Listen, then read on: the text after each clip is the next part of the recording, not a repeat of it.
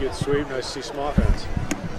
Yeah, it was pretty much a complete game. I liked the quality of the at-bats. We squared a lot of balls up, and we got a little sloppy with the at-bats, and that was later on, their pitchers, Kane, obviously he's very good, and the other kid cut us up a little bit, but we did enough early that I don't know if we got a little complacent or whatever, but Irvin was awfully good, and the defense support was very good behind him, obviously.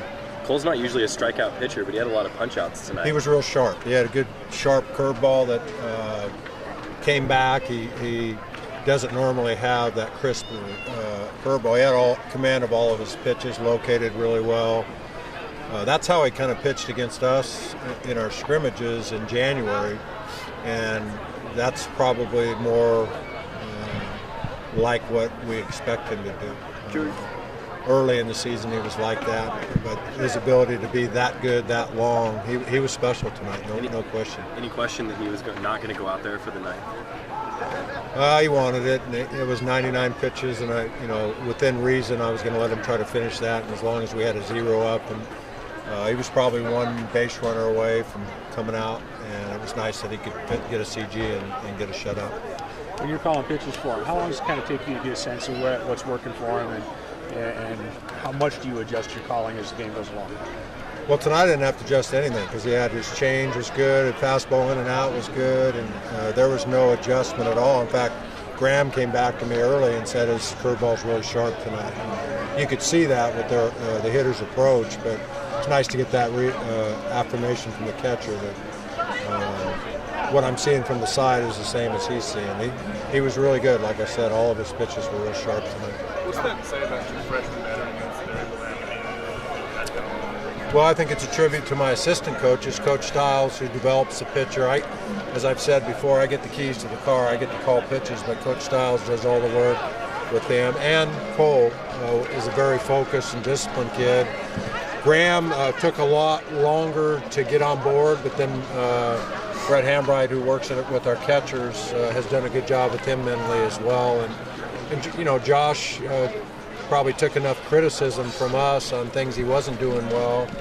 And like we said to both of our catchers last night, their progress helps our pitching staff mature and helps our defense get better. And I'm really proud of the way Chase and Graham have come along. It was a definite worry and Achilles heel early, and it's become a position that's solid. And that's a tribute to both of them and our catching assistant coach. Historically, you guys have struggled with Washington. How nice is it to get not only a series win, but a sweep?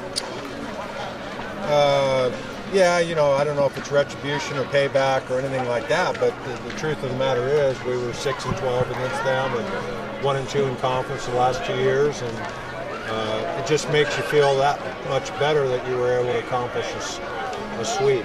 Lindsay's Coach Meggs is a guy that I've known for years and years. He played on a summer team I coached in 1981, and we go way back, and so it's not about making him feel bad. It's about us trying to win as many conference games as we can, and I think they have a good team. They're in a funk right now, obviously, but they're a lot better than their record indicates, and they've been tough on us, so we feel good about the sweep.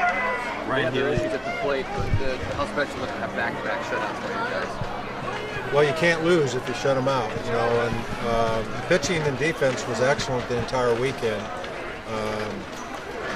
I think it's a good confidence builder for Tommy and Cole.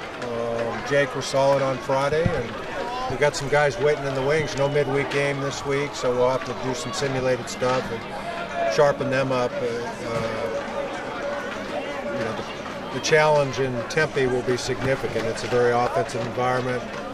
Arizona State won 2 out of 3 against UCLA, barely lost 12-10. Looks like they're heating up a little bit with the bats, and so hopefully our pitching can be as good next weekend. I don't know if we're going to have the same results. It's a very offensive environment, but it's good going in there that we have that kind of confidence for sure. Right. You've had a lot of guys step up in this series and get a lot of key hits. What does that say about the depth of your team that so many different guys have stepped up and gotten those big hits for you? Yeah, whether it's a guy that really is supposed to do that or a guy that maybe we would question, like there's a drop-off from the starter to the second string guy. I think it's a tribute to the maturity of those kids that, as we ask them to, but it's one thing to ask them and talk about it, and the other thing to do it, that they stay ready for their opportunity, and then when somebody goes down, it's next duck up, and they've done a fine job. Just like last year, had several injuries, and guys stepped in and did an admirable job of replacing the injured guys. And I'm sure the bench guys aren't wishing that injury gets them an opportunity, but I think it's a sign of the kind of young men that we're blessed to coach, that they are unselfish enough to stay ready in a secondary role when their opportunity presents itself. They're playing very well for us. So it's nice to get healthy, getting some of those guys back. Arlick got his cast off and other things like that. So hopefully we can get back to full strength here in short order. Ryan Healy, 3 for 4. How big has he been this season tonight, too? Yeah, he makes hitting's contagious, and he makes it look easy sometimes, almost automatic.